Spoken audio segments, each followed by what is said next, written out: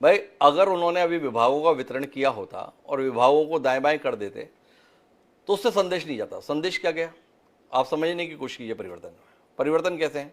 TS Singhdeo को उप मुख्यमंत्री बनाया, पूरी भाजपा क्या कह रही है, झुंझुना पकड़ा दिया, बहला दिया, बहका दिया। पर अब जब मुख्यमंत्री ने अपने हिस्से का विभाग टीएस सिंहदेव के हवाले कर दिया तो कहने का आशय ये हो गया कि भाई झुंझुना नहीं है, महत्व दिया जा रहा है। केवल दर्जा नहीं दिया उप मुख्यमंत्री का, साथ साथ विभाग भी सौंपा। कौन सा विभाग?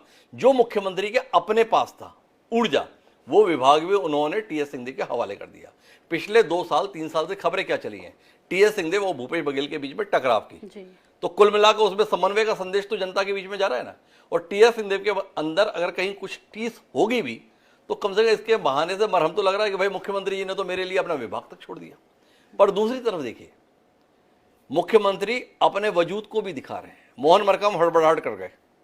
मोहन मरकाम जब मंत्री बनाए गए और प्रेमसाय सिंह टेकाम का इस्तीफा हुआ तो पत्रकारों ने पूछ लिया कौन से विभाग के मंत्री बनना चाहेंगे। प्रेमसाय सिंह शिक्षा मंत्री थे, मरकाम जी बोल दिए मैं शिक्षक रहा हूं, शिक्षा विभाग संभालना चाहूंगा।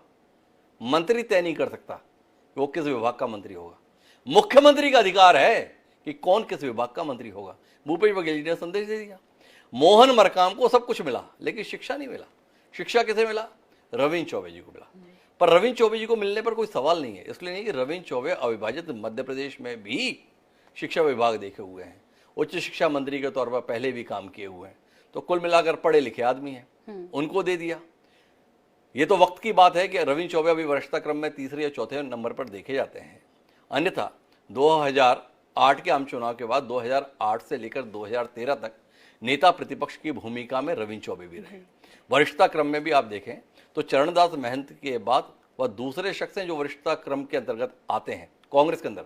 किसी समय वह भूपेश बघेल के भी नेता रहे हैं। भूपेश बघेल आज भी सार्वजनिक रूप से रविंद्र चौबे के पैर छूते हैं, लेकिन रविंद्र चौबे के अंदर यह कुशलता रही कि जब भूपेश बघेल मुख्यमंत्री बन गए तो उन्होंने भूपेश बघेल को अपना नेता स्वीकार करने के संदर्भ में कोई संकोच नहीं किया। जब भी दाएं बाएं होता था तो भूपेश बघेल के समर्थन में सबसे मजबूत आवाज रविंद्र चौबे की होती थी। तो इसलिए जब अभी परिवर्तन हुए तो आप समझने की कोशिश करें कि भूपेश बघेल ने खासतौर पर ध्यान रखा कि रविंद्र भैया का कहीं अपमान ना हो जाए, कहीं वो दाएं बाएं ना हो जाए। इसलिए अगर उनसे कृषि लिया तो शिक्षा उन्हें दे दिया। इससे पहले टीएस सिंहदेव ने अगर पंचायत छोड़ा था तो रविंद्र चौबे को पंचायत दिया था। तो कुल मिलाकर सबको साधने की कोशिश है। इस प्रकार से आप इस परिवर्तन को देखिए। जी, वैसे इस पूरे परिवर्तन में सर एक बात विशेष तौर पर ध्यान रखी जा रही है और रखती भी है हर पार्टियां, जातिगत समीकरणों के बारे में। जैसे आपने शुरुआत की प्रेमसाय सिंह टेकाम जी के साथ, वो शुरू हो गया। ताम्रध्वज साहू जी को, जो कि गृह मंत्री हैं छत्तीसगढ़ के, उनको कृषि विभाग मिला। इसके बारे में थोड़ा सा टिप्पणी आपसे चाहूंगी। उसकी वजह यह है कि राजनीति में, छत्तीसगढ़ की राजनीति में धुरी जो रहती है वो कृषि ही रहती है, किसान ही रहता है। कृषि के साथ साथ साहू समाज भी रहता है।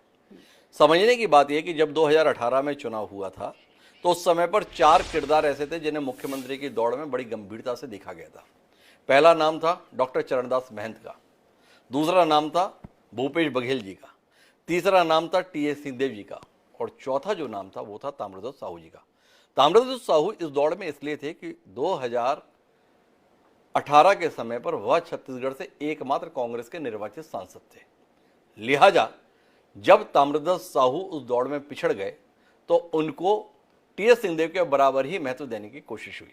अब वर्तमान परिवर्तन के अंतर्गत टीएस सिंहदेव तो मुख्यमंत्री हो गए, पर ताम्रध्वज साहू की अहमियत इसलिए है क्योंकि ताम्रध्वज साहू प्रदेश में साहू समाज का प्रतिनिधित्व करते हैं और उस साहू समाज का प्रतिनिधित्व करते हैं जिसकी मूलतः निष्ठा भारतीय जनता पार्टी के साथ रही है। भारतीय जनता पार्टी का एक मजबूत वोट बैंक साहू समाज रहा है। इसमें पहली डेंट तब लगी थी जब 2014 के आम चुनाव में दुर्ग से ताम्रध्वज साहू को प्रत्याशी बनाया गया था। भूपेश बघेल उस समय पर प्रदेश अध्यक्ष थे, तो उस समय साहू और कुर्मी की जुगलबंदी की बात चली और उस जुगलबंदी का नतीजा ये हुआ कि जब लहर में सब जीत रहे थे तब सरोज पांडे जैसी दिग्गज चुनाव हार गई। तो ताम्रध्वज साहू के महत्व को पार्टी जानती है।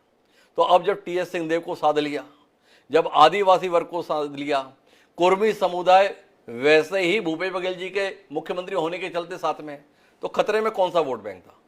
वो वोट बैंक था साहू का। तो ताम्रध्वज साहू को कृषि